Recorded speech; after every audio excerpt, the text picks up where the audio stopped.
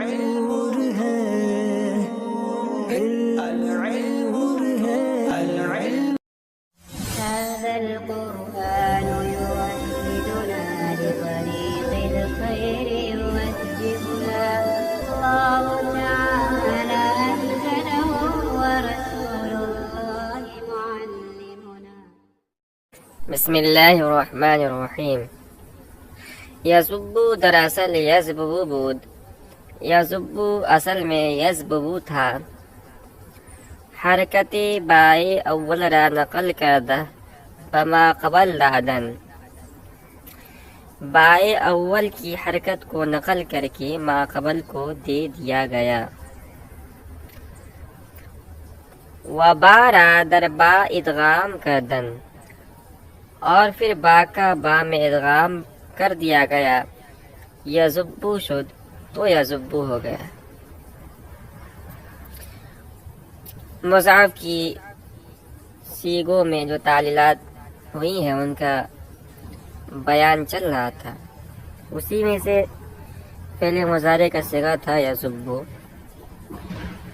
یہ بھی اپنی اصلی حالت پر نہیں ہے بلکہ اس کے اندر تعلیل کی گئی ہے. اسی تعلیل کو یہاں بیان کر رہا ہے. تو کہتے ہیں کہ یزبو اصل میں یزبو تھا، یعنی دو باتیں. تو کیا کیا گیا؟ حرکت بائے اول را نقل کردہ بما قبل لادن. بائے اول کی حرکت کو نقل کر کے ما قبل کو دے دیا گیا. اب با کا یہاں ما قبل کیا ہے؟ زال ہے. زال پہلے ساکن تھا. جب ہم نے بائے اول کی حرکت کو یعنی پیش کو نقل کر کے زال کو دے دیا تو یہ ہو گیا یزبو. یزبو با ساکن ہو جائے گا اور زال پر پیش آ جائے گا. وبارہ در با ادغام کردن، پھر با کا با میں ہم نے ادغام کر دیا تو یزبو ہو گیا. یزبو شد تو یزبو ہو گیا. اب تو یہ تھا سیدھا سادہ ہم نے تعلیل اس کے اندر جو کی گئی ہے وہ بیان کر دیا. اب قاعدہ بیان کرتا ہے. کہہ رہے ہیں زیرا کے ہر جا کے ادغام کنن دینگرن کے ما قبل مدغم متحرک است یا ساکن. پھر دیکھتے ہیں کہ اس کا ما قبل متحرک ہے یا ساکن.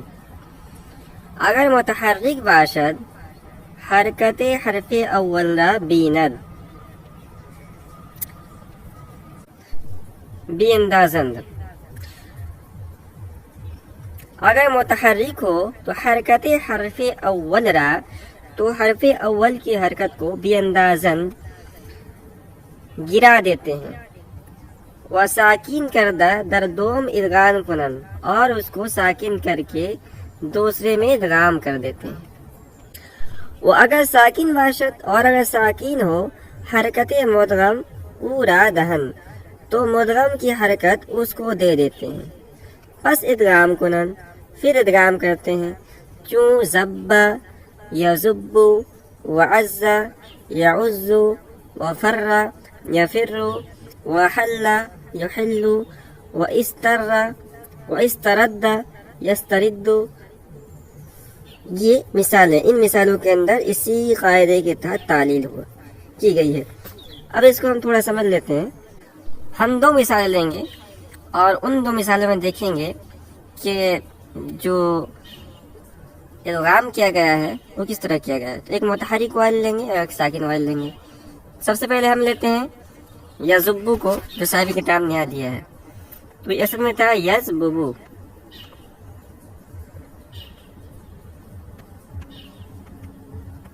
یزبو ٹھیک ہے. دو بات ہے کس طرح تعلیل کیا گیا. سب سے پہلے قاعدے کو پڑھتے ہیں. تو صاحب کتاب نے قاعدہ یہ بیان کیا ہے کہ زیرا کی ہر جا کے ادغام کنن، جہاں ہم ادغام کریں گے بنگرن، ہم دیکھیں گے کہ ما قبل مدغم متحرک است یا ساکن، کہ اس کا ما قبل متحرک یا ساکن ہے. یہاں دیکھیں با کو با میں ادغام کرنا ہے، اس لیے ہم دیکھیں گے کہ اس کا ما قبل یعنی جو حرکت مدغم ہے، حرف مدغم ہے. حرف مدغم کیا ہے؟ با اور با ہے. اس کا ما قبل متحرک ہے ساکن. تو اس مثال کے اندر تمہاری مثال کے اندر اس کا ماقبل کیا ہے؟ ساکین ہے، تو دوسری شق ہوگی اس کے اندر.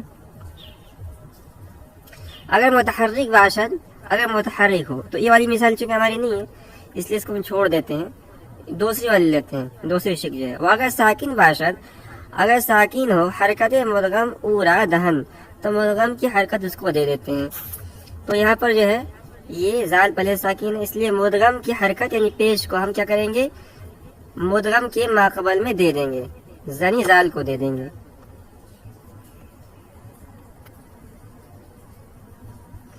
تو اب یہ ہو گیا ہمارا زال. زال پر جو ہے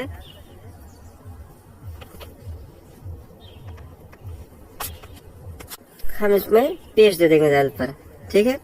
اور یہ اب ساکن ہو گیا ہے کیونکہ اس کی حرکت جو ہم نے زال کو دے دی ہے.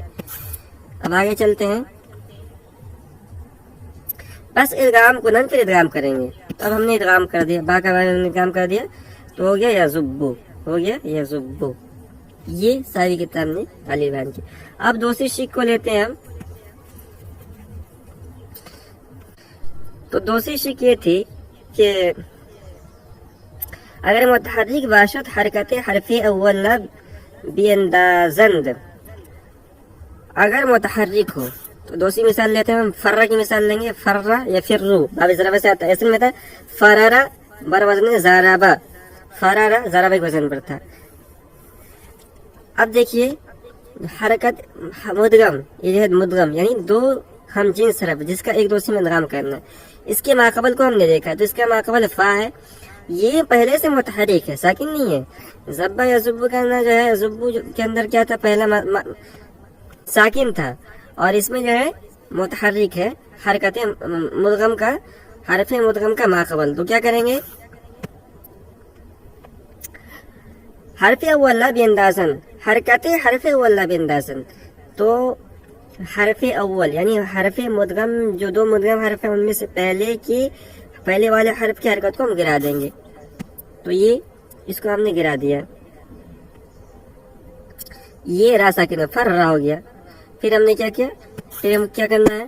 کہہ رہے ہیں پھر اس کے بعد وہ ساکن کر دا اور ساکن کر کے ادھر دو میں ادغام کریں، دوسرے کے اندر ادغام کریں.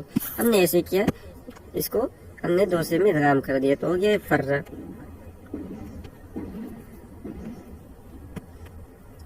یہ تعلیل ساری کتاب نے بیان کی ہے. بات یہاں پوری ہو گئی. جو نیچے اور مثالیں عزا ہے سب کو اسی پر آپ قیاس کر لیجیے. اب آگے ہے، کہہ رہے لم یزبو، دراصل لم یزبو بود، لم یزبو اصل میں لم یزبو تھا. بائے اول ساکن شد، پہلے با کو ہم نے ساکن کر دیا. از جہت ادغام کی وجہ سے. وہ ثانی ساکن شد، اور دوسرا ساکن تھا یعنی لم یزبو تھا، لم جازمہ کی وجہ سے. تو لم یزبو اصل میں لم یزبو تھا. بائے اول ساکن شد، پہلے با کو ہم نے اسی قاعدے کے تحت ہم نے کیا کر دیا؟ ساکن کر دیا، کیونکہ اس کی حرکت کو ہم ماقبل کو دے دیں گے زال کو. از جہت ادغام کی وجہ سے. وہ ثانی ساکن شد، اور دوسرا ساکن ہو گیا بی لم جازمہ کی وجہ سے. بس دو ساکین بہم آمدن، لہذا دو ساکین اکٹھے ہو گئے. ودر سخن عرب دو ساکین بہم نیائن، اور عربی زبان کے اندر دو ساکین اکٹھے نہیں آتے ہیں مگر در وقف، مگر حالت وقف کے اندر. یعنی استعمال ساکنان محال ہے، مگر جہاں وقف ہو وہاں جو ہے ممکن ہو سکتا ہے. حرف آخر حرکت دادن، اسی لیے ہم نے حرکت آخر کو حرکت دیا، ٹھیک ہے نا. تو یہ اصل میں تھا لم یزبو لم یزبب تھا. اب اس پر جو پیش آیا نا، لم یزبو جیسے پیش آیا ہے، اس والے قاعدے کے تحت تو ہم نے لم یزبب کو لم یزب یعنی یزبب بنا دیا ہم نے اس کو نا. اب با پر کیا حرکت ہوگی؟ حرکت حرف آخر جو ہے اس کو بیان کر رہے ہیں. مگر در وقت حرکت حرف آخر حرکت دادن، ہم نے حرف آخر کو حرکت دیا. اس کو سمجھ لیتے ہیں. دیکھیے یہ تھا لم یزبو، یہ اصل میں تھا لم یزبو، ٹھیک ہے. اب جو اوپر قاعدہ بیان کیا گیا ہے اس کی روح سے، جیسے ہم نے یزبو کے اندر تعلیل کی ہے، اسی طرح اس کے اندر بھی تعلیل کریں گے تو ابھی کیا ہو جائے گا، یہ زال پر جو ہے پیش آ جائے گا، اس لیے کہ جو ہے با کی حرکت کو ماقبل کو دے دیں گے. اب یہ بھی ساکن ہو گیا اور یہ بھی ساکن ہو گیا، دونوں باب ساکن ہو گئے. اور ابھی زبان کے اندر جو ہے اجتماع ساکن محال ہے مگر حالت وقف کے اندر. تو حالت وقف کے اندر تو لم یزب پڑھ سکتے ہیں، ممکن ہے، مگر جو ہے یہاں حرکت ہم کیا دیں گے جب ملا کے پڑھیں گے، تو کہہ رہے ہیں کہ حرکت دینے کی 3 شکلیں ہو سکتی ہیں.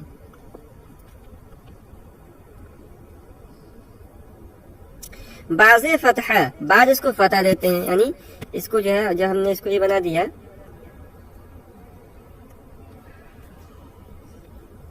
اس کو ہم نے تشدید دے دیا، تشدید تک تو ٹھیک ہے، لم یزب. اب با پر کیا ہوگا، تو بعض لوگ اس کو فتح دیتے ہیں. کیوں؟ کیونکہ فتح جو نا اخف الحرکات ہے، تمام حرکتوں میں سب سے جو ہے آسان اور ہلکا جو حرکت ہے وہ ہے ہمارا فتحہ. اچھا، وباز کسرہ، وباز کسرہ دیتے ہیں لأن الساکن اذا حرک حرک بالکسر، اس لیے کہ جب ساکن کو حرکت دی جاتی ہے تو کسرے کی حرکت دی جاتی ہے. وباز ازجہت موافقت ما قبل، وباز ضمہ ازجہت موافقت ما قبل، اور بعض لوگ ضمہ دیتے ہیں ما قبل والے حرکت کی موافقت میں. ٹھیک ہے، تو 3 مذہب ہو گئے اور تینوں کے موافق جو ہے بعض لوگ جو ہے اس کو جو ہے فتح دیتے ہیں اور اس لیے کہ فتح خف الحرکات ہے. بعض لوگ جو ہے اسے کسرہ دیتے ہیں، لم یزب بھی پڑھتے ہیں. کیوں؟ کیونکہ اذا حرک بالکسر، جب ساکن کو حرکت دی جائے تو کسرہ کی حرکت دی جاتی ہے. اور بعض لوگ جو ہے اسے اس کے ماقبل والی حرکت یعنی پیش ضمہ اس کی موافقت میں اسے پیش دیتے ہیں. تو لم یزب، لم یزب، لم یزب تینوں اس کو پڑھا جاتا ہے.